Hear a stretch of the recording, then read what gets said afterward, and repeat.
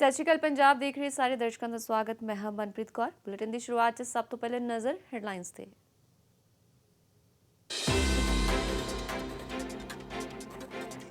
ਫਰੀਦਕੋਟ 'ਚ ਰਿਸ਼ਵਤ ਲੈਂਦਾ ਜੇਲ੍ਹ ਦਾ ਸਹਾਇਕ ਸੁਪਰਡੈਂਟ ਰੰਗੇ ਹੱਥੀ ਕਾਬੂ। ਵਿਜੀਲੈਂਸ ਨੇ 15,000 ਰੁਪਏ ਦੀ ਰਿਸ਼ਵਤ ਲੈਂਦਿਆਂ ਕੀਤਾ ਗ੍ਰਿਫਤਾਰ। ਹਵਾਲਾਤੀ ਕੋਲੋਂ ਮੰਗੀ ਸੀ ਰਿਸ਼ਵਤ।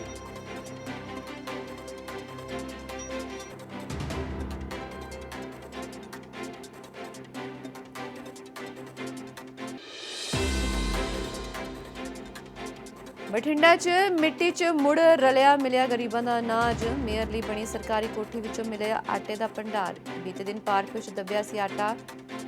ਅਕਾਲੀ ਦਲ ਨੇ ਜਾਂਚ ਦੀ ਕੀਤੀ ਸੀ ਮੰਗ। ਲਾਕਡਾਊਨ ਦੇ ਦੌਰਾਨ ਲੋੜਵੰਦਾਂ ਲਈ ਆਇਆ ਸੀ ਰਾਸ਼ਨ।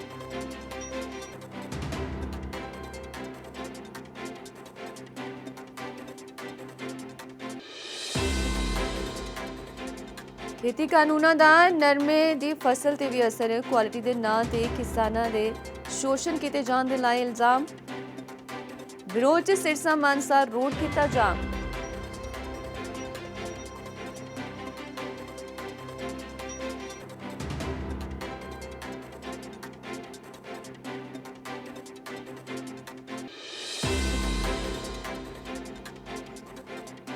ਪੰਜਾਬੀ ਕਲਾਕਾਰਾਂ ਤੇ ਗਾਇਕਾਂ ਦੇ ਵਫਦ ਨੂੰ ਮਿਲੇ ਮੁੱਖ ਮੰਤਰੀ ਕੈਪਟਨ ਅਮਰਿੰਦਰ ਸਿੰਘ। ਖੇਤੀ ਕਾਨੂੰਨਾਂ ਦੇ ਵਿਰੋਧ 'ਚ ਕੀਤੀਆਂ ਵਿਚਾਰਾਂ। ਕਿਸਾਨਾਂ ਨਾਲ ਡਟ ਕੇ ਖੜੇ ਹੋਣ ਲਈ ਕੈਪਟਨ ਨੇ ਕਲਾਕਾਰਾਂ ਦਾ ਕੀਤਾ ਧੰਨਵਾਦ।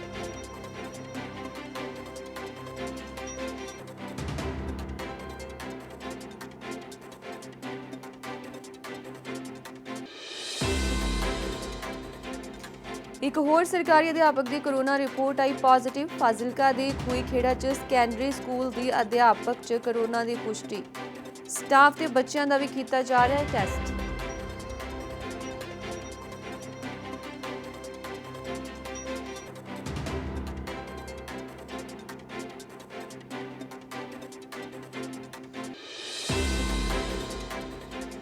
ਤੇ ਸਮਰਾਲਾ ਦਾ ਭਾਗ ਸਿੰਘ ਬਣਿਆ ਸਫਲ ਸ਼ਹਿਦ ਉਤਪਾਦਕ। ਸ਼ਹਿਦ ਦਾ ਕਾਰੋਬਾਰ ਕਰਕੇ ਕਰ ਰਿਹਾ ਚੰਗੀ ਕਮਾਈ। ਕਾਰੋਬਾਰ ਦੇ ਸਿਰ ਤੇ ਬੱਚਿਆਂ ਨੂੰ ਦਿਵਾਈ ਉੱਚ ਸਿੱਖਿਆ। ਪਤਨੀ ਵੀ ਦੇ ਰਹੀ ਕਾਰੋਬਾਰ 'ਚ ਸਾਥ।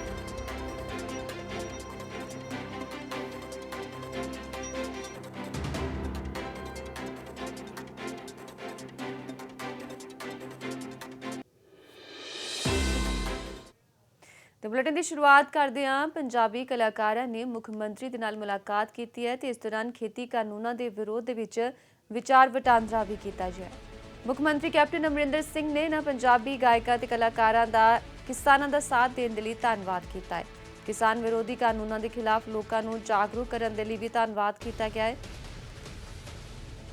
ਮੁੱਖ ਮੰਤਰੀ ਦੇ ਵੱਲੋਂ ਪੰਜਾਬੀ ਗਾਇਕਾਂ ਤੇ ਕਲਾਕਾਰਾਂ ਦੀ ਕਿਸਾਨਾਂ ਨਾਲ ਡਟ ਕੇ ਖੜਨ ਲਈ ਸਰਾਹਨਾ ਕੀਤੀ ਗਈ ਹੈ ਅਤੇ ਉਹਨਾਂ ਕਿਹਾ ਕਿ ਕਿਸਾਨਾਂ ਲਈ ਇਕਜੁੱਟ ਹੋ ਕੇ ਲੰਬੀ ਲੜਾਈ ਲੜਨੀ ਪਵੇਗੀ ਜਿਸ ਵਿੱਚ ਉਹ ਵੀ ਸਾਥ ਦੇਣਗੇ। ਸੋ ਦੱਸਦੀ ਜਿੱਥੇ ਕਿਸਾਨ ਜਥੇਬੰਦੀਆਂ ਸੰਘਰਸ਼ ਦੇ ਰਾਹ ਤੇ ਨੇ ਉੱਥੇ ਉਹਨਾਂ ਦੇ ਸਮਰਥਨ ਵਿੱਚ ਪੰਜਾਬੀ ਕਲਾਕਾਰ ਤੇ ਗਾਇਕ ਵੀ ਡਟੇ ਹੋਏ ਨੇ। ਸੋ ਇਸ ਦੇ ਚੱਲਦਿਆਂ ਮੁੱਖ ਮੰਤਰੀ ਕੈਪਟਨ ਅਮਰਿੰਦਰ ਸਿੰਘ ਦੇ ਵੱਲੋਂ ਇਹਨਾਂ ਕਲਾਕਾਰਾਂ ਤੇ ਗਾਇਕਾਂ ਦੇ ਨਾਲ ਮੁਲਾਕਾਤ ਕੀਤੀ ਗਈ ਹੈ। ਸਰਾਹਨਾ ਕੀਤੀ ਗਈ ਹੈ ਜਿਸ ਤਰ੍ਹਾਂ ਦੇ ਨਾਲ ਇਹ ਕਲਾਕਾਰ ਕਿਸਾਨਾਂ ਦਾ ਸਾਥ ਦੇ ਰਹੇ ਨੇ। ਮੁੱਖ ਮੰਤਰੀ ਨੇ ਵੀ ਕਿਹਾ ਹੈ ਕਿ ਕਿਸਾਨਾਂ ਦੀ ਇਸ ਲੜਾਈ ਦੇ ਵਿੱਚ ਇਕਜੁੱਟ ਹੋ ਕੇ ਉਹ ਵੀ ਸਾਥ ਦੇਣਗੇ।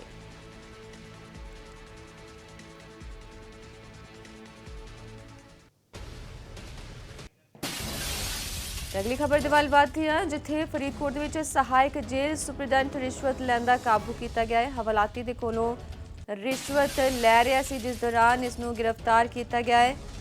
ਮੋਬਾਈਲ ਫੜੇ ਜਾਣ ਦਾ ਮਾਮਲਾ ਦਬਾਉਣ ਦੇ ਈਵਜ਼ ਵਜੋਂ ਰਿਸ਼ਵਤ ਮੰਗੀ ਗਈ ਸੀ। ਸੋ ਫਰੀਦਕੋਟ ਦੇ ਵਿੱਚ ਵਿਜੀਲੈਂਸ ਨੇ ਕਾਰਵਾਈ ਕਰਦਿਆਂ ਕੇਂਦਰੀ ਜੇਲ੍ਹ 'ਚ ਤੈਨਾਤ ਇੱਕ ਸਹਾਇਕ ਜੇਲ੍ਹ ਸੁਪਰਡੈਂਟੈਂਟ ਨੂੰ ਰਿਸ਼ਵਤ ਲੈਂਦਿਆਂ ਰੰਗੇ ਹੱਥੀਂ ਕਾਬੂ ਕੀਤਾ। ਦੱਸਿਆ ਜਾਂਦਾ ਹੈ ਕਿ ਜੇਲ੍ਹ ਦੇ ਵਿੱਚ ਬੰਦ ਇੱਕ ਹਵਾਲਾਤੀ ਕੋਲੋਂ ਮੋਬਾਈਲ ਮਿਲਣ ਦੇ ਚੱਲਦਿਆਂ ਮਾਮਲੇ ਨੂੰ ਦਬਾਉਣ ਦੇ ਚੱਕਰ 'ਚ ਸਹਾਇਕ ਜੇਲ੍ਹ ਸੁਪਰਡੈਂਟ ਰਿਸ਼ਵਤ ਲੈ ਰਿਹਾ ਸੀ। ਵਿਜੀਲੈਂਸ ਨੇ ਕਾਰਵਾਈ ਕਰਦਿਆਂ ਸਹਾਇਕ ਜੇਲ੍ਹ ਸੁਪਰਡੈਂਟ ਨੂੰ 15,000 ਰੁਪਏ ਦੀ ਰਿਸ਼ਵਤ ਲੈਂਦਿਆਂ ਕਾਬੂ ਕੀਤਾ ਹੈ।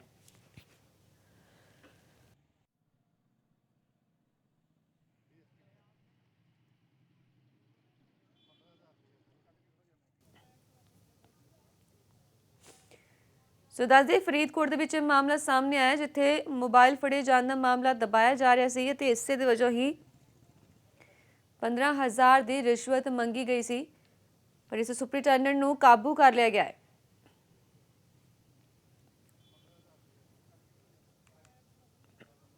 ਉਹ ਜਦੋਂ ਵੀ ਮੈਂ ਇਹਨੂੰ ਫੋਨ ਕਰਨਾ ਇਹਨੇ ਆਪ ਹੀ ਫੋਨ ਕਰ ਲੈਣੇ ਵੀ ਆ ਜਾ ਇੱਥੇ। ਰਾਤ ਦਾ ਵੀ ਲੱਗਾ ਰਿਹਾ, ਹੁਣੇ ਰਾਤ ਵੀ ਕਰੀ ਗਿਆ, ਸਵੇਰੇ ਵੀ ਅੱਜ ਜਿਉਂ 6 ਵਜੇ ਦਾ ਲੱਗਾ ਫੋਨ ਕਰਨ ਬਈ ਰੁਪਈਆ 15-20 ਹਜ਼ਾਰ ਦੇ ਘੱਟੋ ਘੱਟ, ਮੇਰਾ ਸਰਦਾ ਨਹੀਂ, ਮੈਂ ਕਿਸ਼ਤਾਂ ਭਰਨੀਆਂ ਗੱਡੀ ਦੀਆਂ, ਬੈਂਕ ਦੀਆਂ। ਫਿਰ ਮੈਂ ਅੱਜ ਕੋਟਕਪੂਰੇ ਤੜਕੇ ਗਿਆ ਆੜਤੀਏ ਤੋਂ ਰੁਪਈਆ 15,000 ਮੈਂ ਫੜ ਕੇ ਤੇ ਲੈ ਆਇਆ। ਜਦੋਂ ਉੱਥੇ ਆ ਕੇ ਦਿੰਦਾ ਲੱਗਾ ਤੇ ਆਂਦਾ ਵੀ ਘੱਟੋ ਘੱਟ 25,000 ਰੁਪਈਆ ਚਾਹੀਦਾ। ਯਾਰ ਮੇਰਾ ਸਰਨਾ ਨਹੀਂ ਗਾ। ਮੈਂ ਯਾਰ ਭਾਈ ਰੋਜ਼ ਦਾ ਹੀ ਕੰਮ ਆ ਤੁਹਾਡਾ ਤਾਂ ਇਹ ਵੀ ਤੁਸੀਂ ਇੱਕ ਦਿਨ ਹੀ ਮੈਥੋਂ ਲੈ ਲਓ, ਜਿਹੜੇ ਲੈਣੇ ਲੱਖ ਲੈ ਲਾ, 50,000 ਲੈ ਲਾ, ਵਾਰ-ਵਾਰ ਪਰੇਸ਼ਾਨ ਨਾ ਕਰ। ਉਹ ਨਹੀਂ ਹਟਿਆ। ਫਿਰ ਮੈਂ ਡਾਕਟਰ ਸਾਹਿਬ ਨੂੰ ਸ਼ਿਕਾਇਤ ਕੀਤੀ, ਮੈਂ ਸਰ ਆਹ ਗੱਲ ਆਈ, ਮੈਂ ਬਹੁਤ ਪਰੇਸ਼ਾਨ ਆਈ। ਇੱਕ ਤਾਂ ਮੈਂ ਇਕੱਲਾ ਹੀ ਕੰਮ ਵੱਲ ਜਾਵਾਂ, ਕਿਹਨੂੰ ਪੈਸੇ ਦੇਵਾਂ। ਚਲੋ ਫਿਰ ਮੈਂ ਡਾਕਟਰ ਸਾਹਿਬ ਨੂੰ ਦੱਸਿਆ ਸਾਰੀ ਗੱਲ। ਡਾਕਟਰ ਸਾਹਿਬ ਨੇ ਫਿਰ ਮੇਰੀ ਗੱਲ ਸੁਣ ਕੇ ਦਰਖਾਸਤ ਦਿੱਤੀ ਸਾਹਿਬ ਨੂੰ। ਮੈਂ ਇਹ 'ਤੇ ਟਰੈਪ ਕੀਤਾ ਅੱਜ ਤੇ ਇਹਨੂੰ ਫੜ ਲਿਆ ਅੱਜ।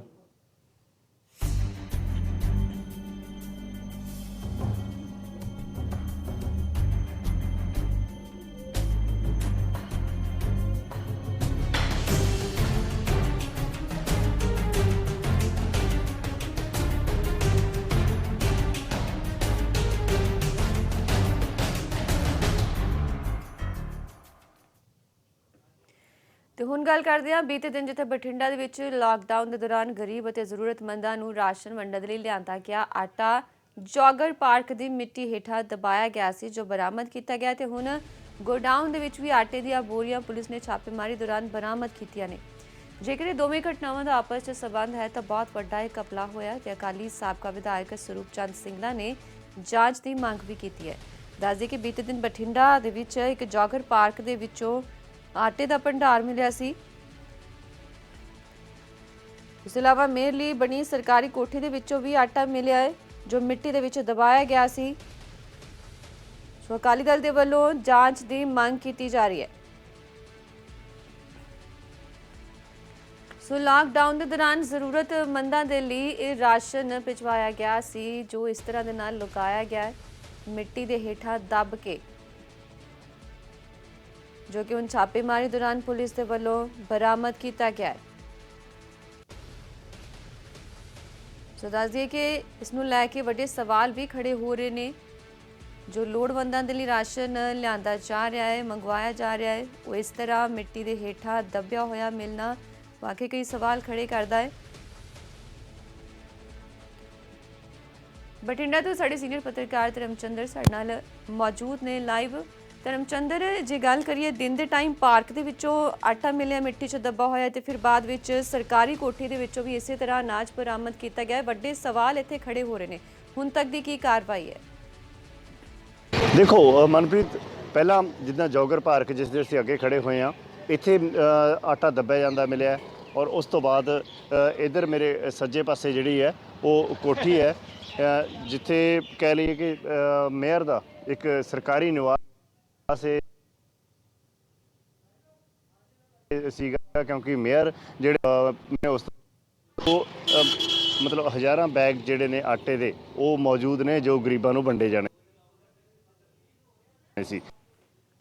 ਔਰ ਅਕਾਲੀ ਦਲ ਦੇ ਕੁਝ ਸਥਾਨਕ ਆਗੂਆਂ ਤੇ ਵਰਕਰਾਂ ਪ੍ਰਦਰਸ਼ਨ ਕੀਤਾ। ਉਸ ਤੋਂ ਬਾਅਦ ਪਹਿਲਾਂ ਵਾਲਾ ਮੁੱਦਾ ਠੰਡਾ ਨਹੀਂ ਹੋਇਆ ਸੀ, ਇੱਕ ਨਵਾਂ ਮੁੱਦਾ ਜਿਹੜਾ ਗਰਮਾ ਗਿਆ, ਕਿਉਂਕਿ ਇਹ ਜਿਹੜੇ ਬੈਗਜ਼ ਨੇ, ਜਿਸ ਤਰ੍ਹਾਂ ਵੀਡੀਓਜ਼ ਦੇ ਵਿੱਚ ਦਿਖਾਇਆ ਗਿਆ, ਜਿਸ ਤਰ੍ਹਾਂ ਅਕਾਲੀ ਦਲ ਵੱਲੋਂ ਦਾਅਵਾ ਕੀਤਾ ਗਿਆ ਕਿ ਇਹ ਬੈਗ ਜਿਹੜੇ ਨੇ ਬੁਰੀ ਤਰ੍ਹਾਂ ਸੜ ਰਹੇ ਨੇ। ਔਰ ਇੱਥੇ ਹੈਰਾਨੀ ਦੀ ਗੱਲ ਇਹ ਹੈ ਮਨਪ੍ਰੀਤ ਕਿ ਜੋਗਰ ਪਾਰਕ ਦੇ ਵਿੱਚ ਜੋ ਹੋਇਆ ਉਸ ਦੀ ਜਾਂਚ ਜਿਹੜੀ ਆ ਇੱਕ ਦਿਨ ਦੇ ਵਿੱਚ ਪੂਰੀ ਕਰ ਲਈ ਗਈ। ਉਹ ਜਾਂਚ ਦਾ ਨਤੀਜਾ ਇਹ ਹੋਇਆ ਕਿ ਉਹਨਾਂ ਨੂੰ ਕਮਿਸ਼ਨਰ ਨੇ ਸ਼ਾਮ ਤੱਕ ਹੀ ਕਲੀਨ ਚਿੱਟ ਦੇ ਦਿੱਤੀ। ਔਰ ਇੰਨੀ ਹਾਸੋਹੀਣੀ ਸੀ ਕਿ ਐਕਸ਼ਨ ਦੀ ਜਾਂਚ ਐਕਸ਼ਨ ਕਰ ਰਿਹਾ, ਇੱਕ ਹਮ ਰੁਤਬਾ ਅਧਿਕਾਰੀ ਨੂੰ ਉਸ ਦੀ ਜਾਂਚ ਦਿੱਤੀ ਗਈ। ਬਿਲਕੁਲ ਲਿਪਾ ਪੋਤੀ ਵਾਲਾ ਜਿਹੜਾ ਉਹ ਪੂਰਾ ਜਿਹੜਾ ਉਹ ਪ੍ਰੋਸੈਸ ਅਪਣਾਇਆ ਗਿਆ। ਇਸੇ ਤਰ੍ਹਾਂ ਹੁਣ ਜਿਹੜਾ ਇਹ ਮਿਲੇ ਨੇ ਬੈਗਸ ਮਿਲੇ ਨੇ, ਇਸ ਦੇ ਸੰਬੰਧ ਦੇ ਵਿੱਚ ਵੀ ਉਲਟਾ ਜਿਹੜਾ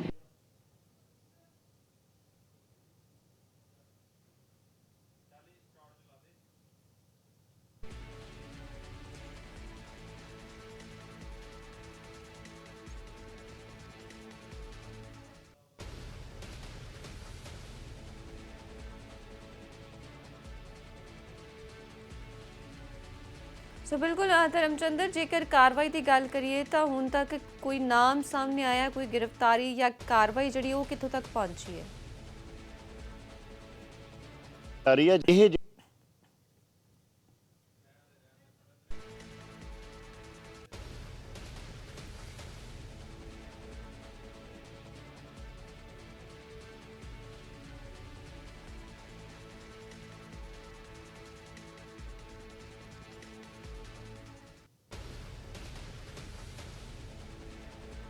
ਉਹ ਇਹ ਠਹਿਰਾ ਰਿਹਾ ਕਿ ਇਹ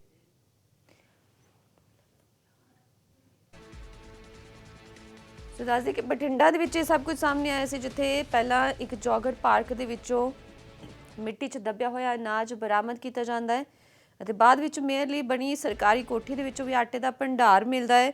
ਵੱਡੇ ਸਵਾਲ ਇੱਥੇ ਖੜੇ ਹੋ ਰਹੇ ਨੇ।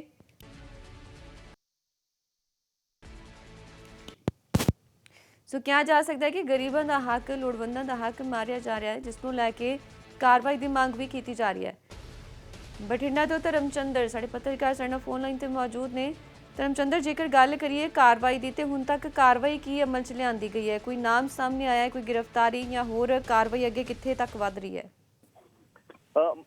ਦੇਖੋ ਮਨਪ੍ਰੀਤ, ਕਾਰਵਾਈ ਦੀ ਮੈਂ ਗੱਲ ਕਰ ਰਿਹਾ ਕਿ ਕਾਰਵਾਈ ਜਿਹੜੀ ਹੋਈ ਹੈ ਉਹ ਫਿਲਹਾਲ ਜਿਹੜੀ ਹੈ ਉਹ ਸਿਰਫ ਇੱਕ ਐਕਸ਼ਨ ਦੇ ਉੱਤੇ ਦੋਸ਼ ਲੱਗੇ ਸੀ ਕਿ ਉਸ ਦੀ ਵਜ੍ਹਾ ਨਾਲ ਇਹ ਆਟਾ ਜਿਹੜਾ ਸੜਿਆ ਜਾਂ ਦਬਾਇਆ ਜਾ ਰਿਹਾ ਸੀ ਜੋਗਰ ਪਾਰਕ ਦੇ ਵਿੱਚ। ਉਸ ਤੋਂ ਬਾਅਦ ਉਸ ਦੇ ਉੱਤੇ ਇੱਕ ਦਿਨ ਦੀ ਜਿਹੜੀ ਉਹ ਜਾਂਚ ਬਿਠਾਈ ਗਈ। ਐਕਸ਼ਨ ਦੇ ਹਮ ਰੁਤਬਾ ਅਧਿਕਾਰੀ ਨੂੰ ਉਸ ਦੀ ਜਾਂਚ ਦੇ ਦਿੱਤੀ ਗਈ। ਜਾਂਚ ਸਿਰਫ ਇੱਕ ਦਿਨ ਦੇ ਵਿੱਚ ਉਹ ਕੰਮ ਨਿਪਟਾ ਲਿਆ ਗਿਆ ਤੇ ਸ਼ਾਮ ਤੱਕ ਉਸ ਦਾ ਨਤੀਜਾ ਵੀ ਦੇ ਦਿੱਤਾ ਗਿਆ ਕਿ ਇਸ ਦੇ ਵਿੱਚ ਕਿਸੇ ਦੀ ਕੋਈ ਗਲਤੀ ਨਹੀਂ, ਉਸ ਨੂੰ ਕਲੀਨ ਚਿੱਟ ਦੇ ਦਿੱਤੀ ਗਈ। ਸੋ ਜ਼ਾਹਿਰ ਹੈ ਇੱਕ ਲੀਪਾ ਪੋਤੀ ਵਾਲਾ ਆਲਮ ਹੈ ਨਗਰ ਨਿਗਮ ਦੇ ਵਿੱਚ ਇਸ ਵੇਲੇ। ਇੱਕ ਤਰ੍ਹਾਂ ਨਾਲ ਨਗਰ ਨਿਗਮ ਜਾਂ ਪ੍ਰਸ਼ਾਸਨ ਨੂੰ ਇੱਕ ਤਰ੍ਹਾਂ ਦੀ ਹੱਥਾਂ ਪੈਰਾਂ ਦੀ ਪਈ ਹੋਈ ਹੈ, ਦਬਾਅ ਦੀ ਨੀਤੀ ਅਪਣਾਈ ਜਾ ਰਹੀ ਹੈ। ਜਿੱਦਾਂ ਮੈਂ ਕਿਹਾ ਕਿ ਜਿੱਥੇ ਇੱਕ ਮਾਮਲੇ ਨੂੰ ਨਿਪਟਾਉਣ ਦੀ ਕੋਸ਼ਿਸ਼ ਕੀਤੀ ਜਾ ਰਹੀ ਸੀ ਤੇ ਸ਼ਾਮ ਤੱਕ ਇੱਕ ਨਵਾਂ ਮਾਮਲਾ ਜਿਹੜਾ ਉਹ ਬੁੱਧਵਾਰ ਸ਼ਾਮ ਨੂੰ ਸਾਹਮਣੇ ਆ ਗਿਆ। ਉਹ ਮਾਮਲਾ ਜਿਹੜਾ ਇੱਕ ਹੋਰ ਨਵਾਂ ਰੂਪ ਲੈ ਚੁੱਕਿਆ। ਤੁਹਾਨੂੰ ਵੀ ਪਤਾ ਹੈ ਕਿ ਸਾਬਕਾ ਕੇਂਦਰੀ ਮੰਤਰੀ ਜਾਂ ਜੋ ਇੱਥੋਂ ਸੰਸਦ ਮੈਂਬਰ ਨੇ ਬੀਬਾ ਹਰਸਿਮਰਤ ਕੌਰ ਬਾਦਲ, ਉਹ ਇਸ ਤੇ ਕੈਪਟਨ ਸਰਕਾਰ ਨੂੰ ਘੇਰ ਚੁੱਕੇ ਨੇ ਕਿ ਗਰੀਬਾਂ ਦਾ ਹੱਕ ਕਿਵੇਂ ਦੱਬਿਆ ਜਾ ਰਿਹਾ ਹੈ, ਕਿਵੇਂ ਸਾੜਿਆ ਜਾ ਰਿਹਾ ਹੈ। ਸਿਰਫ ਇੱਕ ਪੋਲੀਟੀਕਲ ਰੋਟੀਆਂ ਸੇਕਣ ਦੇ ਲਈ ਇਸ ਅਨਾਜ ਨੂੰ ਸਾੜਿਆ ਗਿਆ, ਜਦੋਂ ਕਿ ਇਹ ਕਿਸੇ ਗਰੀਬ ਦੇ ਮੂੰਹ ਦਾ ਨਿਵਾਲਾ ਬਣਨਾ ਸੀ। ਸੋ ਇੱਕ ਵੱਡਾ ਮੁੱਦਾ ਜਿਹੜਾ ਉਹ ਅਗਲੇ ਦਿਨਾਂ 'ਚ ਮਨਪ੍ਰੀਤ ਇਹ ਬਣੇਗਾ ਜ਼ਾਹਿਰ ਤੌਰ ਤੇ, ਕਿਉਂਕਿ ਅਬੋਹਰ ਦੇ ਵਿੱਚ ਵੀ ਸਰਕਾਰੀ ਰਾਸ਼ਨ ਦੀਆਂ ਕਿੱਟਾਂ ਸੜਦੀਆਂ ਮਿਲੀਆਂ ਨੇ। ਜਦੋਂ ਲੋਕਡਾਊਨ ਦੇ ਵਿੱਚ ਲੋਕ ਭੁੱਖੇ ਮਰ ਰਹੇ ਸੀ, ਲੋਕ ਪ੍ਰਦਰਸ਼ਨ ਕਰ ਰਹੇ ਸੀ ਕਿ ਉਹਨਾਂ ਨੂੰ ਖਾਣ ਲਈ ਰੋਟੀ ਨਹੀਂ ਮਿਲ ਰਹੀ, ਉਹ ਅੰਦਰ ਬੰਦ ਨੇ, ਉਸ ਵੇਲੇ ਇਹ ਅਨਾਜ ਜਿਹੜਾ ਸੀ ਇਹ ਸਾਂਭਿਆ ਗਿਆ। ਕਿਉਂ ਸਾਂਭਿਆ ਗਿਆ, ਇਹ ਵੱਡੇ ਸਵਾਲ ਨੇ। ਤੇ ਹੁਣ ਇਹ ਜਿਹੜਾ ਸਾਂਭਿਆ ਗਿਆ ਅਨਾਜ ਹੈ, ਸਾਂਭਿਆ ਹੀ ਨਹੀਂ ਗਿਆ ਬਲਕਿ ਸੁੱਟਿਆ ਗਿਆ। ਤੇ ਉਹ ਹੁਣ ਇਹਨਾਂ ਤੇ ਸਵਾਲ ਉੱਠ ਰਹੇ ਨੇ ਕਿ ਉਸ ਵੇਲੇ ਲੋਕਾਂ ਨੂੰ ਕਿਉਂ ਨਹੀਂ ਵੰਡਿਆ ਗਿਆ, ਲੋੜਵੰਦਾਂ ਨੂੰ ਕਿਉਂ ਨਹੀਂ ਵੰਡਿਆ ਗਿਆ? ਜਦੋਂ ਸੜਕਾਂ ਤੇ ਰੁਲ ਰਹੇ ਸੀ, ਜਦੋਂ ਆਪਣੇ ਪ੍ਰਦੇਸ਼ਾਂ ਨੂੰ ਜਾ ਰਹੇ ਸੀ ਲੋੜਵੰਦ ਮਜ਼ਦੂਰ, ਬਿਲਕੁਲ, ਤੇ ਉਹਨਾਂ ਤੱਕ ਕਿਉਂ ਨਹੀਂ ਪਹੁੰਚਾਇਆ ਗਿਆ? ਹੁਣ ਜਾਨੀ ਦੂਸਰਾ ਮਾਮਲਾ ਜਿਹੜਾ ਸਾਹਮਣੇ ਆਉਣ ਨਾਲ ਇਹ ਮਾਮਲਾ ਜੋ ਕੱਲ੍ਹ ਵਾਲਾ ਜੋਗਰ ਪਾਰਕ ਵਾਲਾ ਦਬਣਾ ਸੀ ਉਹ ਬਲਕਿ ਹੋਰ ਗਰਮਾ ਗਿਆ। ਔਰ ਦੂਜੇ ਪਾਸੇ ਮੈਂ ਮਨਪ੍ਰੀਤ ਇਸ ਤੇ ਸਵਾਲ ਇਹ ਵੀ ਉੱਠਦੇ ਨੇ ਕਿ ਅਗਰ ਅਨਾਜ ਇਹ ਖਰਾਬ ਹੋ ਗਿਆ, ਅਗਰ ਇਹ ਆਟਾ ਖਰਾਬ ਹੋ ਗਿਆ ਸੀ ਤਾਂ ਬਠਿੰਡਾ ਦੇ ਵਿੱਚ ਇੱਕ ਸਰਕਾਰੀ ਸਹਾਇਤਾ ਨਾਲ ਚੱਲਣ ਵਾਲੀ ਗਊਸ਼ਾਲਾ ਹੈਗੀ ਹੈ ਹਰ ਰਾਏਪੁਰ ਦੇ ਵਿੱਚ, ਜਿੱਥੇ ਲਗਾਤਾਰ ਭੁੱਖ ਕਾਰਨ ਗਊਆਂ ਮਰਨ ਦੀਆਂ ਖਬਰਾਂ ਆਉਂਦੀਆਂ ਨੇ। ਕਿਉਂ ਨਾ ਉਹ ਆਟਾ ਉੱਥੇ ਪਹੁੰਚਾ ਦਿੱਤਾ ਜਾਂਦਾ, ਗਊਆਂ ਦੇ ਕੋਲ ਗਊਆਂ ਨੂੰ ਪਾ ਦਿੱਤਾ ਜਾਂਦਾ ਤਾਂ ਉਹ ਬਚ ਸਕਦੀਆਂ ਸੀ। ਉਹਨੂੰ ਦਬਾਉਣ ਦੀ ਕੀ ਲੋੜ ਪਈ ਸੀ ਕਿ ਇੱਕ ਪਾਰਕ ਦੇ ਵਿੱਚ ਟੋਆ ਪੁੱਟ ਕੇ ਉਸ ਨੂੰ ਦਬਾ ਦਿੱਤਾ ਜਾਂਦਾ? ਔਰ ਹੁਣ ਵੀ ਜਿਹੜਾ ਅਨਾਜ ਸੜ ਰਿਹਾ ਹੈ ਉਸ ਨੂੰ ਕੀ ਪਸ਼ੂਆਂ ਨੂੰ ਨਹੀਂ ਪਾਇਆ ਜਾ ਸਕਦਾ ਸੀ? ਉਸ ਨੂੰ ਰਫਾ ਦਫਾ ਕਰਨ ਦੇ ਲਈ, ਉਸ ਨੂੰ ਖੁਰਦ-ਬੁਰਦ ਕਰਨ ਦੇ ਲਈ ਇਸ ਤਰ੍ਹਾਂ ਦੇ ਹੱਥਕੰਡੇ ਕਿਉਂ ਵਰਤੇ ਜਾ ਰਹੇ ਨੇ? ਲੋਕ ਇਹ ਸਵਾਲ ਜਿਹੜਾ ਅਕਸਰ ਪੁੱਛ ਰਹੇ ਨੇ। ਸਵਾਲ ਇੱਕ ਹੋਰ ਵੀ ਹੈ ਮਨਪ੍ਰੀਤ ਕਿ ਇਹ ਆਟਾ ਮਿਲ ਰਿਹਾ ਹੈ ਲਗਾਤਾਰ, ਜਿਹੜਾ ਸਰਕਾਰੀ ਕੋਠੀ ਦੇ ਵਿੱਚ ਮਿਲਿਆ ਇਹ ਵੀ ਆਟਾ, ਤੇ ਉਧਰ ਜੋਗਰ ਪਾਰਕ ਦੇ ਵਿੱਚ ਵੀ ਆਟਾ ਮਿਲਿਆ। ਪਰ ਲੋਕਾਂ ਦਾ ਸਵਾਲ ਇੱਕ ਇਹ ਵੀ ਉੱਠ ਰਿਹਾ ਹੈ ਕਿ ਇਸ ਆਟੇ ਦੇ ਨਾਲ ਇਹ ਰਾਸ਼ਨ ਕਿੱਟਾਂ ਸੀ, ਇਹਦੇ ਨਾਲ ਪੂਰਾ ਚੀਨੀ, ਦਾਲ ਤੇ ਨਮਕ, ਮਿਰਚ, ਮਸਾਲੇ ਵੀ ਸੀਗੇ, ਤਾਂ ਉਹ ਕਿੱਧਰ ਗਏ? ਇਹ ਤਾਂ ਸੜ ਰਿਹਾ, ਠੀਕ ਹੈ, ਉਹ ਕੀਮਤੀ ਸਮਾਨ ਜਿਹੜਾ ਸੀ ਉਹ ਕਿੱਥੇ ਗਿਆ? ਇਹਦਾ ਮਤਲਬ ਉਹ ਕਿੱਥੇ ਰਫਾ ਦਫਾ ਕੀਤਾ ਗਿਆ? ਉਹ ਹੀ ਸਵਾਲ ਹੈ ਇੱਕ ਲੋਕਾਂ ਦੇ ਜ਼ਿਹਨ ਦੇ ਵਿੱਚ ਕਿ ਉਹ ਵੰਡਿਆ ਗਿਆ ਜਾਂ ਰਫਾ ਦਫਾ ਕੀਤਾ ਗਿਆ, ਕੀ ਹੋਇਆ? ਬਿਲਕੁਲ ਧਰਮਚੰਦ, ਕਹਿ ਸਕਦੇ ਕਿ ਜਾਂਚ ਹੋਰ ਅੱਗੇ ਤੱਕ ਜਾਏਗੀ ਤੇ ਹੋਰ ਵੀ ਕਈ ਖੁਲਾਸੇ ਅਜੇ ਹੋਣ ਦੀ ਉਮੀਦ ਹੈ। ਇੱਥੇ ਜਿਹੜੇ ਜਦੋਂ ਇਹ ਮੁੱਦਾ ਸਿਆਸੀ ਬਣਿਆ ਤਾਂ ਇਸ ਦੀ ਜਿਹੜੀ ਜਾਂਚ ਦੀ ਮੰਗ ਇੱਕ ਇਸ ਤਰ੍ਹਾਂ ਦੀ ਉੱਠਣ ਲੱਗੀ ਹੈ ਕਿ ਇੱਕ ਰਿਟਾਇਰਡ ਹਾਈ ਕੋਰਟ ਦੇ ਰਿਟਾਇਰਡ ਜੱਜ ਤੋਂ ਇਸ ਦੀ ਜਾਂਚ ਹੋਣੀ ਚਾਹੀਦੀ ਹੈ। ਕੱਲ ਆਮ ਆਦਮੀ ਪਾਰਟੀ ਦੀ ਪ੍ਰੋਫੈਸਰ ਬਲਜਿੰਦਰ ਕੌਰ ਨੇ ਵੀ ਇਹ ਮੰਗ ਉਠਾਈ ਸੀ ਕਿ ਇਹ ਮੁੱਦਾ ਜਿਹੜਾ ਛੋਟਾ ਮੁੱਦਾ ਨਹੀਂ ਹੈ। ਪਤਾ ਨਹੀਂ ਕਿੰਨੇ ਗਰੀਬਾਂ ਦਾ ਹੱਕ ਮਾਰਿਆ ਗਿਆ ਤੇ ਇਸ ਦੀ ਜਾਂਚ ਹੋਣੀ ਚਾਹੀਦੀ ਹੈ, ਕਿਉਂਕਿ ਇਹ ਮੁੱਦਾ ਸਿਰਫ ਬਠਿੰਡਾ ਅਬੋਹਰ ਦਾ ਨਹੀਂ ਹੈ, ਪੂਰੇ ਜੀ। ਸੂਬੇ ਦੇ ਵਿੱਚ ਇਸ ਤਰ੍ਹਾਂ ਹੋਇਆ ਹੋਏਗਾ। ਕਿੱਥੇ ਕਿੱਥੇ ਕੀ ਹੋਇਆ, ਇਸ ਦੀ ਜਾਂਚ ਜਿਹੜੀ ਆ ਡੂੰਘਾਈ ਨਾਲ ਹੋਣੀ ਚਾਹੀਦੀ ਹੈ ਔਰ ਹਾਈ ਕੋਰਟ ਦੀ ਨਿਗਰਾਨੀ ਦੇ ਵਿੱਚ ਹੋਣੀ ਚਾਹੀਦੀ ਹੈ, ਤਾਂ ਕਿ ਅਸਲ ਸੱਚ ਸਾਹਮਣੇ ਆ ਸਕੇ ਕਿ ਲੋਕਡਾਊਨ ਦੀ ਆੜ ਦੇ ਵਿੱਚ ਕਿੰਨਾ ਜੀ। ਲੋਕਾਂ ਦੇ ਢਿੱਡ ਭਰੇ ਗਏ ਨੇ। ਜੀ ਧੰਨਵਾਦ ਧਰਮਚੰਦਰ ਸਾਰੀ ਜਾਣਕਾਰੀ ਸਾਂਝੀ ਕਰਨ ਦੇ ਲਈ। ਸੋ ਬਿਲਕੁਲ ਬਠਿੰਡਾ ਦੇ ਵਿੱਚ ਜਿੱਥੇ ਮਿੱਟੀ 'ਚ ਦੱਬਿਆ ਹੋਇਆ ਅਨਾਜ ਬਰਾਮਦ ਕੀਤਾ ਗਿਆ, ਉਧਰ ਮੇਅਰ ਦੀ ਸਰਕਾਰੀ ਕੋਠੀ ਦੇ ਵਿੱਚੋਂ ਵੀ ਆਟੇ ਦਾ ਭੰਡਾਰ ਮਿਲਿਆ ਹੈ। ਸੋ ਵੱਡੇ ਸਵਾਲ ਇੱਥੇ ਖੜੇ ਹੋ ਰਹੇ ਨੇ ਕਿ ਆਖਿਰ ਇਹ ਰਾਸ਼ਨ ਕਿਉਂ ਇੱਥੇ ਰੱਖਿਆ ਗਿਆ, ਕਿਉਂ ਲੋੜਵੰਦਾਂ ਤੱਕ ਨਹੀਂ ਪਹੁੰਚਾਇਆ ਗਿਆ। ਇਸ ਨੂੰ ਲੈ ਕੇ ਜਾਂਚ ਦੀ ਮੰਗ ਵੀ ਉੱਠ ਰਹੀ ਹੈ। ਸੋ ਬਠਿੰਡੇ ਵਿੱਚ ਜੋ ਆਟਾ ਬਰਾਮਦ ਹੋਇਆ ਮਿੱਟੀ 'ਚ ਦੱਬਿਆ ਹੋਇਆ, ਉਸ ਨੂੰ ਲੈ ਕੇ ਕਈ ਸਿਆਸੀ ਆਗੂਆਂ ਦੇ ਪ੍ਰਤੀਕਰਮ ਵੀ ਸਾਹਮਣੇ ਆ ਰਹੇ ਨੇ। ਸਾਬਕਾ ਕੇਂਦਰੀ ਮੰਤਰੀ ਹਰਸਿਮਰਤ ਕੌਰ ਬਾਦਲ ਨੇ ਵੀ ਪੰਜਾਬ ਸਰਕਾਰ ਨੂੰ ਲੰਮੇ ਹੱਥੀ ਲਿਆ ਹੈ। ਉਹਨਾਂ ਕਿਹਾ ਹੈ ਕਿ ਪੰਜਾਬ ਸਰਕਾਰ ਨੂੰ ਇਸ ਮਾਮਲੇ 'ਚ ਸਖਤ ਤੋਂ ਸਖਤ ਕਾਰਵਾਈ ਕਰਨੀ ਚਾਹੀਦੀ ਹੈ। ਇੰਨੀ ਅਫਸੋਸ ਦੀ ਗੱਲ ਕਿ ਜਿੱਥੇ ਵਿੱਤ ਮੰਤਰੀ ਦਾ ਆਪਣਾ ਇਲਾਕਾ ਹੋਏ ਤਾਂ ਵਿੱਤ ਮੰਤਰੀ ਨੇ ਸ਼ੁਰੂ 'ਚ ਬਿਆਨ ਦਿੱਤਾ ਸੀ ਕਿ ਸਾਨੂੰ ਤਾਂ ਅੰਨ ਦੀ ਲੋੜ ਨਹੀਂ, ਲੋਕੀ ਇੰਨੀ ਸਮਾਜ ਸੇਵਾ ਸੰਸਥਾਵਾਂ ਨੇ ਇੰਨਾ ਅੰਨ ਦਿੱਤਾ ਕਿ ਇੱਥੇ ਕੋਈ ਗਰੀਬ ਭੁੱਖਾ ਨਹੀਂ ਰਹੂਗਾ। ਤੇ ਅੱਜ ਉਹ ਗਰੀਬ ਵਿਚਾਰਿਆਂ ਤੋਂ ਜਾ ਕੇ ਪੁੱਛਣ ਦੀ ਲੋੜ ਹੈ ਕਿ ਅੱਜ ਇੰਨਾ ਸਾਰਾ ਅੰਨ ਬਰਬਾਦ ਹੋ ਕੇ ਅੱਜ ਜੋਗਰਸ ਪਾਰਕ 'ਚ ਰਾਤ ਦੇ ਹਨੇਰੇ 'ਚ ਚੋਰੀ ਛੁਪੇ ਉਸ ਅੰਨ ਨੂੰ ਨੱਪਣ ਦਾ ਕੰਮ ਇਹ ਸਰਕਾਰ ਕਰ ਰਹੀ ਹੈ। ਆਹੀ ਕਾਰਨ ਹੈ ਕਿ ਗਰੀਬ ਦਾ ਹੱਕ ਮਾਰ ਕੇ ਜਿਹੜਾ ਅੰਨ ਉਹਦੇ ਬੱਚਿਆਂ ਦੇ ਢਿੱਡ ਭਰਨ ਵਾਸਤੇ ਸੀਗਾ, ਉਹ ਇਹਨਾਂ ਨੇ ਆਪ ਦੇ ਚੈਤਿਆਂ ਨੂੰ ਨਹੀਂ ਦਿੱਤਾ, ਆਪ ਦੇ ਕਾਂਗਰਸੀਆਂ ਨੇ ਵੇਚ ਕੇ ਆਪ ਦੇ ਜੇਬਾਂ ਨਹੀਂ ਭਰੀਆਂ, ਖੁਰਦ-ਮੁਰਦ ਨਹੀਂ ਕੀਤਾ, ਲੇਕਿਨ ਗੜਾ ਸੜਾ ਕੇ ਉਹਨੂੰ ਹੁਣ ਰਾਤ ਦੇ ਹਨੇਰੇ 'ਚ ਚੋਰਾਂ ਦੀ ਤਰ੍ਹਾਂ ਜਾ ਕੇ ਇਹਨੂੰ ਜ਼ਮੀਨਾਂ 'ਚ ਨੱਪ ਰਹੇ ਨੇ। ਇਸ ਤੇ ਹੋਰ ਸ਼ਰਮਨਾਕ ਕੀ ਗੱਲ।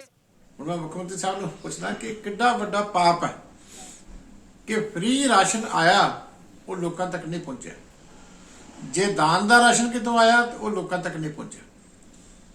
ਇਸ ਕਰਕੇ ਅਸੀਂ ਸ਼ੁਰੂ ਤੋਂ ਮੰਗ ਕਰਦੇ ਸੀ ਕਿ ਇਹ ਰਾਸ਼ਨ ਦਾ ਬਹੁਤ ਵੱਡਾ ਸਕੈਂਡਲ ਹੈ ਔਰ ਇਹਦੀ ਸੀਬੀਆਈ ਦੀ ਇਨਕੁਆਇਰੀ ਹੋਣੀ ਚਾਹੀਦੀ ਹੈ ਜਾਂ ਹਾਈ ਕੋਰਟ ਦਾ ਸਿਟਿੰਗ ਜੱਜ ਜਾਂਚ ਕਰੇ। ਹੁਣ ਤਾਂ ਮੇਰੇ ਖਿਆਲ ਕੋਈ ਬਹਾਨਾ ਨਹੀਂ ਰਹਿ ਗਿਆ ਸਰਕਾਰ ਕੋਲੇ, ਆਪਣੇ ਆਪ ਹੀ ਸਿਟਿੰਗ ਜੱਜ ਕੋਲੋਂ ਜਾਂਚ ਕਰਾ ਕੇ ਤੇ ਐਗਜ਼ੈਂਪਲਰੀ ਪਨਿਸ਼ਮੈਂਟ ਦੇਣੀ ਚਾਹੀਦੀ ਹੈ ਕਿ ਇੱਕ ਤਾਂ ਅਨਾਜ ਵੇਸਟ ਹੋਇਆ, ਇੱਕ ਗਰੀਬਾਂ ਤੱਕ ਨਹੀਂ ਪਹੁੰਚਿਆ। ਤੇ ਹੁਣ ਗੱਲ ਕਰਦੇ ਹਾਂ ਸਕੂਲਾਂ ਦੀ। ਬੇਸ਼ੱਕ ਸਕੂਲ ਖੋਲ੍ਹੇ ਗਏ ਨੇ, ਪਰ ਇੱਥੇ ਇੱਕ ਹੋਰ ਅਧਿਆਪਕ ਦੀ ਰਿਪੋਰਟ ਪੋਜ਼ਿਟਿਵ ਪਾਈ ਗਈ ਹੈ। ਫਾਜ਼ਿਲਕਾ ਦੇ ਕੋਈ ਖੇੜੇ ਦੇ ਵਿੱਚ ਸੀਨੀਅਰ ਸੈਕੰਡਰੀ ਸਕੂਲ ਦੀ ਅਧਿਆਪਕ 'ਚ ਕਰੋਨਾ ਵਾਇਰਸ ਦੀ ਪੁਸ਼ਟੀ ਹੋਈ ਹੈ। ਸਟਾਫ ਤੇ ਬੱਚਿਆਂ ਨੂੰ ਵੀ ਟੈਸਟ ਕਰਾਉਣ ਦੀ ਸਲਾਹ ਦਿੱਤੀ ਗਈ ਹੈ। ਹਾਲਾਂਕਿ ਟੈਸਟ ਕੀਤੇ ਵੀ ਜਾ ਰਹੇ ਨੇ। ਸੋ ਇਸ ਤੋਂ ਪਹਿਲਾਂ ਦੀ ਗੱਲ ਕਰੀਏ ਤਾਂ ਪਹਿਲਾਂ ਵੀ 3 ਸਕੂਲਾਂ ਦੇ ਅਧਿਆਪਕਾਂ ਦੀ ਰਿਪੋਰਟ ਪੋਜ਼ਿਟਿਵ ਆ ਚੁੱਕੀ ਹੈ।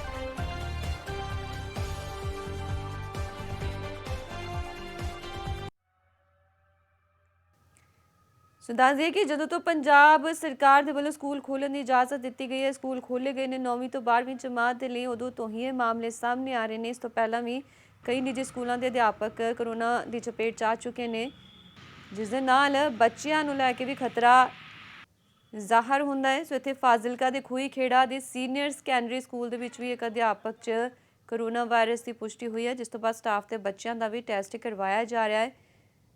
ਸੋ ਸਕੂਲ ਖੋਲ੍ਹਣ ਦੇ ਫੈਸਲੇ ਤੇ ਵੀ ਸਵਾਲ ਉੱਠ ਰਹੇ ਨੇ। ਸਕੂਲ ਵਿਖੇ ਇੱਕ ਅਧਿਆਪਕ ਦੀ ਕਰੋਨਾ ਪੋਜ਼ਿਟਿਵ ਦੀ ਰਿਪੋਰਟ ਆਉਣ ਕਾਰਨ ਅੱਜ ਇਹ ਸਕੂਲ ਵਿੱਚ ਸਾਰੇ ਸਟਾਫ ਨੂੰ ਹਦਾਇਤ ਕਰ ਦਿੱਤੀ ਗਈ ਹੈ ਕਿ ਉਹ ਆਪਣੀ ਰਿਪੋਰਟ ਲਈ ਆਪਣਾ ਸੈਂਪਲ ਦੇ ਆਉਣ, ਤਾਂ ਕਿ ਉਹਨਾਂ ਦਾ ਪ੍ਰਭਾਵ ਬੱਚਿਆਂ ਵੱਲ ਨਾ ਜਾਏ। ਤੇ ਬੱਚਿਆਂ ਨੂੰ ਵੀ ਹਦਾਇਤ ਕਰ ਦਿੱਤੀ ਗਈ ਹੈ ਕਿ ਉਹ ਸਕੂਲ ਤੋਂ ਬਾਅਦ ਆਪਣਾ ਅੱਜ ਜਾ ਕੇ ਟੈਸਟ ਕਰਾਉਣ, ਤਾਂ ਕਿ ਉਹਨਾਂ ਦੇ ਲਈ ਕੋਈ ਅਣਸੁਖਾਵੀ ਘਟਨਾ ਨਾ ਵਾਪਰੇ। ਤੇ ਅਸੀਂ ਜਿਹੜੇ ਮੁਲਾਜ਼ਮ ਦੀ ਆਈ ਹੈ ਕਰੋਨਾ ਪੋਜ਼ਿਟਿਵ ਰਿਪੋਰਟ ਆਈ ਹੈ, ਉਹਨੂੰ ਮੈਡੀਕਲ ਛੁੱਟੀ 'ਤੇ ਇੱਕ ਵਾਰੀ ਹਦਾਇਤ ਦੇ ਤੌਰ 'ਤੇ ਭੇਜਿਆ ਗਿਆ। ਬਾਅਦ 'ਚੋਂ ਜੋ ਸਰਕਾਰੀ ਹਦਾਇਤਾਂ ਆਉਣਗੀਆਂ ਉਹਨਾਂ ਨੂੰ ਫਾਲੋ ਕੀਤਾ ਜਾਏਗਾ। ਤਦਰੀ ਬਠਿੰਡਾ ਦੇ ਕੋਟ ਫੱਤਾ ਨੇੜੇ ਇੱਕ ਭਿਆਨਕ ਸੜਕੀ ਹਾਦਸਾ ਵਾਪਰ ਗਿਆ, ਜਿਸ ਵਿੱਚ ਇੱਕ ਕਾਰ ਤੇ ਟਰਾਲੇ ਦੀ ਖਤਰਨਾਕ ਟੱਕਰ ਹੋ ਗਈ। ਪਰਾਲੀ ਦੇ ਧੂਏ ਦੇ ਨਾਲ ਹੋਏ ਇਸ ਹਾਦਸੇ ਵਿੱਚ 5 ਲੋਕਾਂ ਦੀ ਮੌਤ ਹੋ ਗਈ। ਹਾਦਸਾ ਇੰਨਾ ਜ਼ਬਰਦਸਤ ਸੀ ਕਿ ਕਾਰ ਚਾਲਕ ਵੀ ਬਚ ਨਹੀਂ ਸਕਿਆ ਹੈ। ਸਰਕਾਰ ਦੇ ਵੱਲੋਂ ਕਿਸਾਨਾਂ ਨੂੰ ਕਈ ਵਾਰੀ ਅਪੀਲ ਕੀਤੀ ਜਾ ਚੁੱਕੀ ਹੈ ਕਿ ਪਰਾਲੀ ਨਾ ਸਾੜੀ ਜਾਵੇ, ਪਰ ਕਿਸਾਨ ਪਰਾਲੀ ਸਾੜਨ ਤੋਂ ਬਾਜ਼ ਨਹੀਂ ਆ ਰਹੇ। ਵਾਤਾਵਰਣ ਨੂੰ ਜਿੱਥੇ ਨੁਕਸਾਨ ਹੋ ਰਿਹਾ, ਉੱਥੇ ਇਸ ਦੇ ਨਾਲ ਭਿਆਨਕ ਸੜਕੀ ਹਾਦਸੇ ਵੀ ਵਾਪਰ ਰਹੇ ਨੇ। ਇਸ ਤੋਂ ਪਹਿਲਾਂ ਵੀ ਅਜਿਹੇ ਹਾਦਸਿਆਂ ਦੇ ਮਾਮਲੇ ਸਾਹਮਣੇ ਆ ਚੁੱਕੇ ਨੇ। ਬੀਤੇ ਦਿਨ ਵੀ ਇੱਕ ਪਰਾਲੀ ਦੇ ਧੂਏ ਕਾਰਨ ਖੇਤਾਂ 'ਚ ਜਾ ਡਿੱਗੇ ਵਿਅਕਤੀ ਨੂੰ ਵੀ ਅੱਗ ਲੱਗ ਗਈ ਸੀ। ਹੱਥ ਪੈਰ ਬੁਰੀ ਤਰ੍ਹਾਂ ਝੁਲਸ ਗਏ ਸਨ। ਤੇ ਅੱਜ ਨਵਾਂ ਮਾਮਲਾ ਜਿਹੜਾ ਆ ਬਠਿੰਡਾ 'ਚ ਸਾਹਮਣੇ ਆਇਆ ਹੈ। ਕੋਟ ਫੱਤਾ ਨੇੜੇ ਪਰਾਲੀ ਦੇ ਧੂਏ ਕਾਰਨ ਹਾਦਸਾ ਵਾਪਰਿਆ ਹੈ। 5 ਲੋਕਾਂ ਦੀ ਇਸ ਦੌਰਾਨ ਮੌਤ ਹੋਈ ਹੈ। ਸਾਨੂੰ ਕੋਲ ਆਈ ਸੀ ਸਾਡੇ ਕੰਟਰੋਲ ਰੂਮ ਤੇ ਵੀ ਕੋਟਸ਼ਮੀਰ ਗਰੈਡਾਂ ਕੋਲੇ ਐਕਸੀਡੈਂਟ ਹੋਇਆ ਹੈਗਾ। ਅਸੀਂ ਮੌਕੇ ਤੇ ਜਾ ਕੇ ਦੇਖਿਆ ਤਾਂ ਉੱਥੇ 4 ਬੰਦੇ ਸੀਗੇ ਜਿਹੜੇ ਡੈੱਡ ਸੀਗੇ। ਉੱਥੇ ਪੁਲਿਸ ਦੀ ਨਿਗਰਾਨੀ 'ਚ ਅਸੀਂ ਫਟਾਫਟ ਇਹਨਾਂ ਨੂੰ ਹਸਪੀਟਲ ਪਹੁੰਚਾਇਆ। ਬਾਕੀ ਡਾਕਟਰ ਸਾਹਿਬ ਨੇ ਇੱਥੇ ਮ੍ਰਿਤਕ ਘੋਸ਼ਿਤ ਕਰਤਾ ਚਾਰਾਂ ਨੂੰ। ਬਾਕੀ ਮੋਰਚਰੀ 'ਚ ਰੱਖ ਦਿੰਦੇ ਜੀ। ਬਾਕੀ ਬੰਦੀ ਕਾਰਵਾਈ ਕਿਸ ਤਰ੍ਹਾਂ ਹੋਇਆ, ਕੌਣ ਸਵਾਰ ਸੀ, ਕਿੰਨਾ ਹੋਇਆ? ਇਹ ਲੱਗਦਾ ਕਾਰ ਵਾਲੇ ਸੀਗੇ ਜੀ। ਕਾਰ ਦਾ ਤੇ ਟਰਾਲੇ ਦਾ ਹੋਇਆ ਜੀ accident। ਕਿੰਨੀਆਂ ਮੌਤਾਂ ਹੋ ਗਈਆਂ ਹੁਣ ਤੱਕ? ਇੱਕ ਲੜਕੀ ਪਹਿਲੇ ਆ ਗਈ ਸੀ ਜੀ ਤੇ 4 ਲੈ ਕੇ ਆਏ। ਕੁੱਲ ਟੋਟਲ 5 ਮੌਤਾਂ ਨੇ। ਉਧਰੀ ਪੰਜਾਬ ਵਿੱਚ ਕਿਸਾਨਾਂ ਵੱਲੋਂ ਖੇਤੀ ਕਾਨੂੰਨਾਂ ਖਿਲਾਫ ਸੰਘਰਸ਼ ਲਗਾਤਾਰ ਜਾਰੀ ਹੈ। ਰੇਲ ਟਰੈਕ ਸੇ ਧਰਨੇ ਦਿੱਤੇ ਜਾ ਰਹੇ ਨੇ, ਜਿਸ ਦਾ ਸਿੱਟਾ ਸਾਹਮਣੇ ਆ ਰਿਹਾ ਹੈ ਕਿ ਪੰਜਾਬ ਕੋਲ ਬਿਜਲੀ ਦੀ ਕਿੱਲਤ ਪੈਦਾ ਹੋਣ ਵਾਲੀ ਹੈ। ਇਸ ਮੁੱਦੇ ਤੇ ਪੀਐਸਪੀਸੀਐਲ ਦੇ CMDA ਵੈਨੂ ਪ੍ਰਸ਼ਾਦ ਦੇ ਨਾਲ ਗੱਲਬਾਤ ਕੀਤੀ ਗਈ ਤਾਂ ਉਹਨਾਂ ਨੇ ਇਹ ਗੱਲ ਮੰਨੀ ਹੈ ਕਿ ਪੰਜਾਬ ਵਿੱਚ ਕੋਲੇ ਦੀ ਸ਼ਾਰਟੇਜ ਹੈ। ਕਿਸੇ ਥਰਮਲ ਪਲਾਂਟ ਦੇ ਵਿੱਚ 2, ਕਿਸੇ ਵਿੱਚ 4 ਅਤੇ ਤਲਵੰਡੀ ਸਾਬੋ ਥਰਮਲ ਪਲਾਂਟ ਦੇ ਵਿੱਚ ਕਰੀਬ ਕੋਲਾ ਖਤਮ ਹੋ ਗਿਆ, ਜਿਸ ਦੇ ਨਾਲ ਵੱਡਾ ਸੰਕਟ ਪੈਦਾ ਹੋ ਸਕਦਾ ਹੈ। ਲਾਸਟ ਕੁਝ ਦਿਨਾਂ ਵਿੱਚ ਬਿਕਾਜ਼ ਆਫ ਫਾਰਮਰਸ ਐਜੀਟੇਸ਼ਨ ਕੋਇਲਾ ਦੇ ਵਿੱਚ ਸ਼ਾਰਟ ਸਪਲਾਈ ਹੈ। As per the guidelines of central electricity authority ਅਸੀਂ ਮਿਨੀਮਮ 20-25 ਦਿਨ ਦਾ ਕੋਇਲਾ ਮੇਨਟੇਨ ਕਰਨਾ ਹੁੰਦੇ, ਪਰ ਫਾਰਮਰਸ ਐਜੀਟੇਸ਼ਨ ਕਰਕੇ ਉਹ ਸਟਾਕ ਅਸੀਂ ਮੇਨਟੇਨ ਨਹੀਂ ਕਰ ਪਾ ਰਹੇ। आज ਦੇ दिन ਸਿਰਫ 2 दिन ਦਾ ਕੋਇਲਾ ਕੁਝ ਥਰਮਲ ਪਲਾਂਟਸ ਦੇ ਵਿੱਚ ਹੈ, कुछ थर्मल प्लांट में 4 दिन ਦਾ है, कुछ थर्मल प्लांट में ऑलमोस्ट ख़त्म हो गया। लाइक तलवंडी साबो है ऑलमोस्ट नेगलिजिबल है। ਤੇ ਉਧਰ ਹੀ ਹੁਣ ਖੇਤੀ ਕਾਨੂੰਨਾਂ ਦਾ ਅਸਰ ਪੰਜਾਬ ਵਿੱਚ ਨਰਮੇ ਦੀ ਫਸਲ ਤੇ ਪੈਣਾ ਸ਼ੁਰੂ ਹੋ ਗਿਆ। ਫਸਲ ਵੇਚਣ ਆਏ ਕਿਸਾਨਾਂ ਨੇ ਕਿਹਾ ਹੈ ਕਿ ਕੁਆਲਿਟੀ ਦੇ ਨਾਂ ਤੇ ਕਿਸਾਨਾਂ ਕੋਲੋਂ 1 ਕਿਲੋ ਫਾਲਤੂ ਨਰਮਾ ਲੈ ਕੇ ਉਹਨਾਂ ਦਾ ਸ਼ੋਸ਼ਣ ਕੀਤਾ ਜਾ ਰਿਹਾ ਹੈ। ਉਹਨਾਂ ਨੇ ਕਾਟਨ ਕਾਰਪੋਰੇਸ਼ਨ ਆਫ ਇੰਡੀਆ ਤੇ ਲੁੱਟ ਕਰਨ ਦੇ ਇਲਜ਼ਾਮ ਵੀ ਲਗਾਏ ਨੇ। ਇਸ ਕਾਰਨ ਕਿਸਾਨਾਂ ਨੇ ਸਿਰਸਾ ਮਾਨਸਾ ਰੋਡ ਤੇ ਜਾਮ ਵੀ ਲਗਾ ਦਿੱਤਾ। ਕਿਸਾਨਾਂ ਨੇ ਚੇਤਾਵਨੀ ਦਿੱਤੀ ਕਿ ਜੇਕਰ ਲੁੱਟ ਬੰਦ ਨਹੀਂ ਹੋਈ ਤਾਂ ਸੰਘਰਸ਼ ਹੋਰ ਤੇਜ਼ ਕਰ ਦਿੱਤਾ ਜਾਏਗਾ।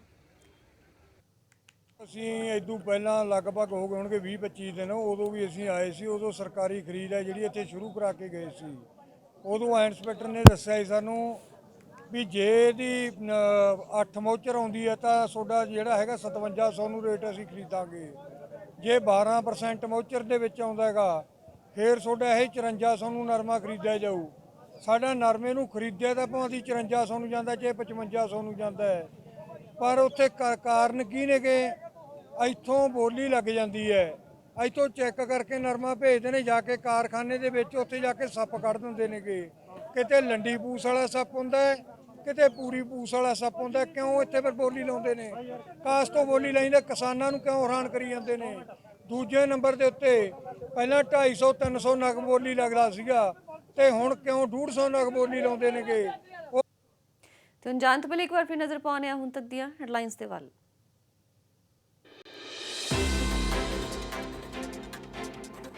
ਫਰੀਦਕੋਟ 'ਚ ਰਿਸ਼ਵਤ ਲੈਂਦਾ ਜੇਲ੍ਹ ਦਾ ਸਹਾਇਕ ਸੁਪਰੀਟੈਂਡੈਂਟ ਰੰਗੇ ਹੱਥੀ ਕਾਬੂ। ਵਿਜੀਲੈਂਸ ਨੇ 15,000 ਰੁਪਏ ਦੀ ਰਿਸ਼ਵਤ ਲੈਂਦਿਆਂ ਕੀਤਾ ਗ੍ਰਿਫਤਾਰ। ਹਵਾਲਾਤੀ ਕੋਲੋਂ ਮੰਗੀ ਸੀ ਰਿਸ਼ਵਤ।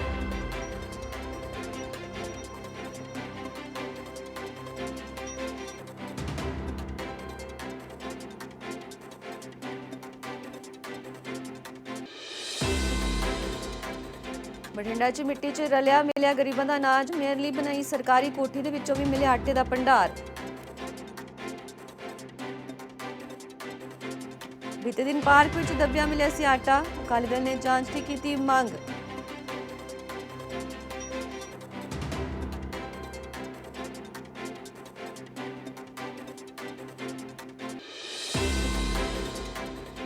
ਖੇਤੀ ਕਾਨੂੰਨਾਂ ਦਾ ਨਰਮੇ ਦੀ ਫਸਲ ਤੇ ਵੀ ਅਸਰ। ਕੁਆਲਿਟੀ ਦੇ ਨਾਂ ਤੇ ਕਿਸਾਨਾਂ ਨੇ ਸ਼ੋਸ਼ਣ ਕੀਤੇ ਜਾਣ ਦੇ ਲਗਾਏ ਇਲਜ਼ਾਮ। ਵਿਰੋਧ 'ਚ ਸਿਰਸਾ ਮਾਨਸਾ ਰੋਡ ਕੀਤਾ ਜਾਮ।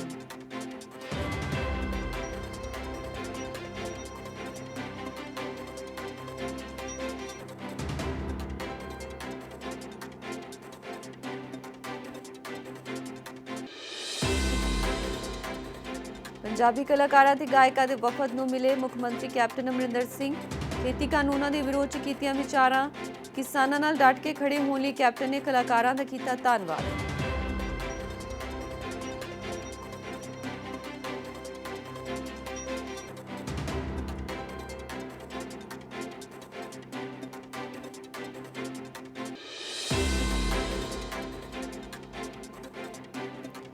ਇੱਕ ਹੋਰ ਸਰਕਾਰੀ ਅਧਿਆਪਕ ਦੀ ਕੋਰੋਨਾ ਰਿਪੋਰਟ ਆਈ ਪੋਜ਼ਿਟਿਵ। ਫਾਜ਼ਿਲਕਾ ਦੇ ਖੂਹੀ ਖੇੜਾ 'ਚ ਸੈਕੰਡਰੀ ਸਕੂਲ ਦੇ ਅਧਿਆਪਕ 'ਚ ਕੋਰੋਨਾ ਵਾਇਰਸ ਦੀ ਪੁਸ਼ਟੀ।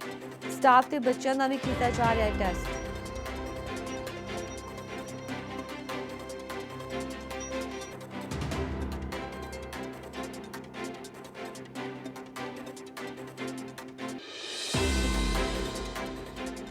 ਸਮਰਾਲਾ ਦਾ ਭਾਗ ਸਿੰਘ ਬਣਿਆ ਸਫਲ ਸ਼ਹਿਦ ਉਤਪਾਦਕ। ਸ਼ਹਿਦ ਦਾ ਕਾਰੋਬਾਰ ਕਰਕੇ ਕਰ ਰਿਹਾ ਚੰਗੀ ਕਮਾਈ। ਕਾਰੋਬਾਰ ਦੇ ਸਿਰ ਤੇ ਬੱਚਿਆਂ ਨੂੰ ਦਿਵਾਈ ਉੱਚ ਸਿੱਖਿਆ। ਪਤਨੀ ਵੀ ਦੇ ਰਹੀ ਹੈ ਕਾਰੋਬਾਰ ਦੇ ਵਿੱਚ ਸਾਥ।